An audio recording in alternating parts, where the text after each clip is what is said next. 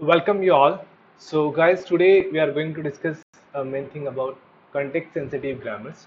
So friends, in the last video we have discussed about what is a we can say linear bounded automata. So the linear bounded automata accept the grammar or the language which is simply known as a context sensitive language, and that language generated by the context sensitive grammar. So what is a context sensitive grammar? We have discussed today some definition and one example of it. So we already know that the context sensitive grammar is simply known as a type 1 grammar.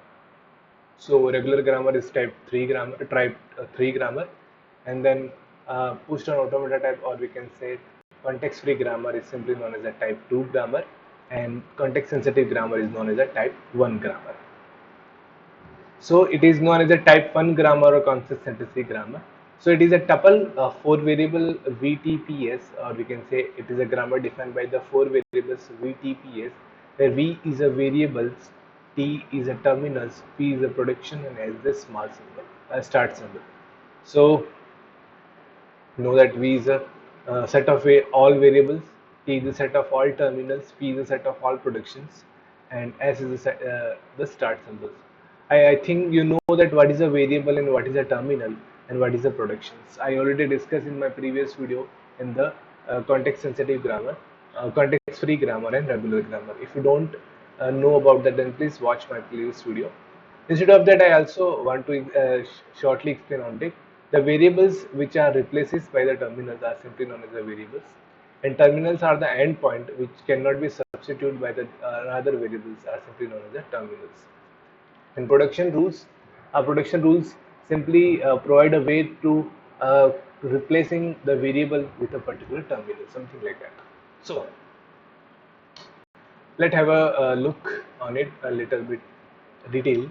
So in the type 1 grammar, the important thing is that you have to be noted down, or you can remember it.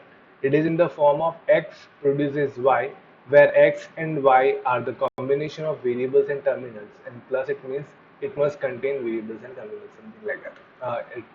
Not a null value, variables or terminal, or both variables and terminal, something like that. So x we can say produces y. It means another thing is that when the length of x, always it is important that the left hand side value, it is the left hand side and it is the right hand side.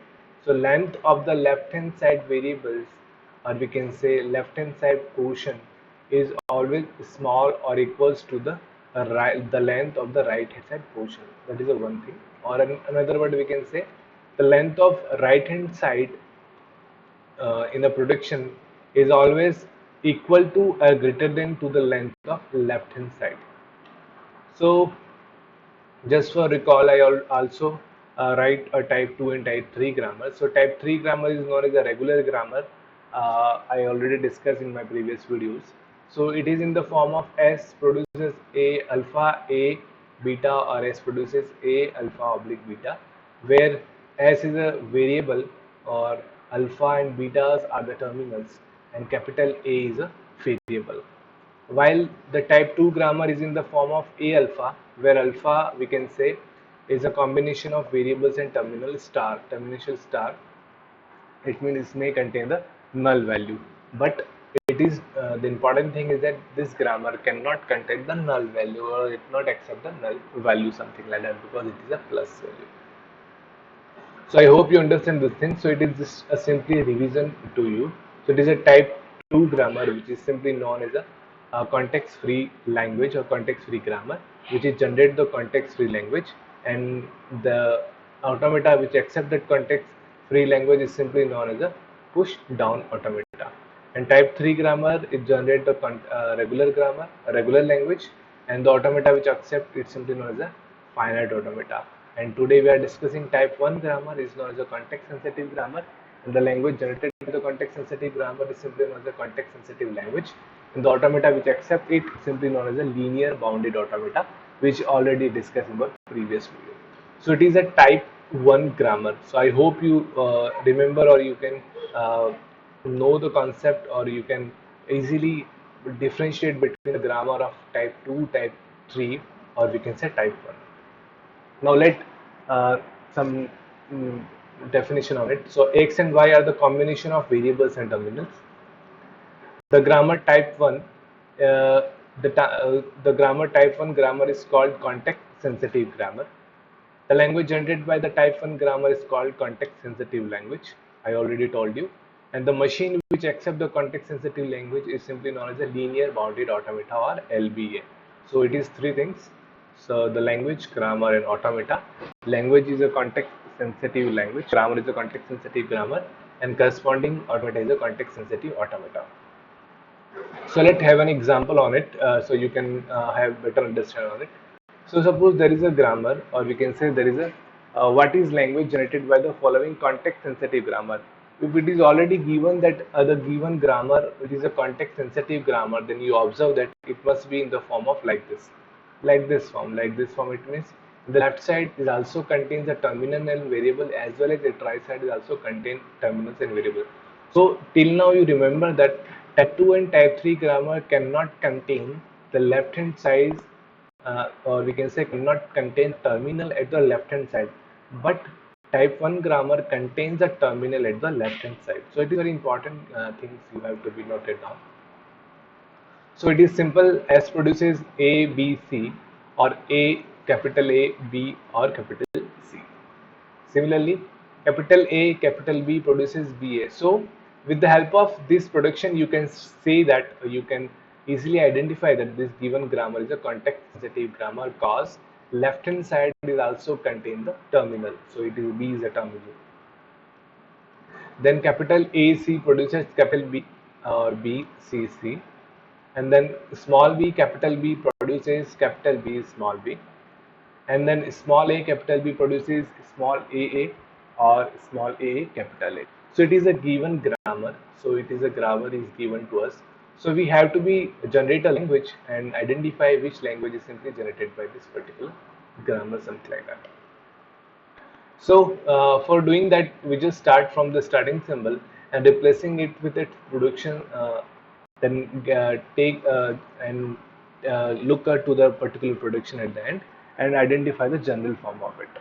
So we simply take S produces small a, capital A, small b, and capital B. Now underline is simply shows that we are going to replace this capital A and capital B uh, by using a particular production. So what is the production? So production is small capital small b produces small b capital A. Just reverse it. So we just reverse it. So it is a red word. Red color is simply show that this symbol, or we can say this production and variables terminals are comes after the replacement. So simply replace capital and capital B with capital A and small b by small b capital A. So how we replace it is by using this production, okay, because capital A small b produces small b capital A.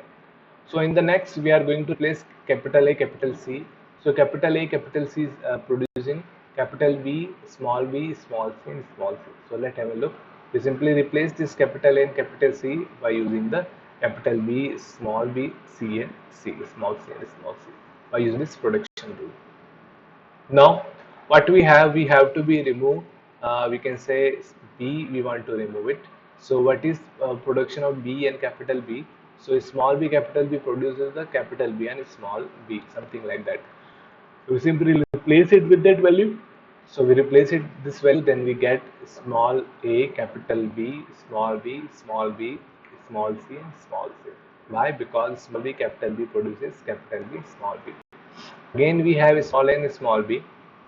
Just replace small and small b with the help of small a and capital A, or we can say small a and small a. So we want to terminate it, so we simply replace it with small a and small a. So after getting the small a and small a, we are getting twice a, twice b and twice c in the small, or we can say terminal.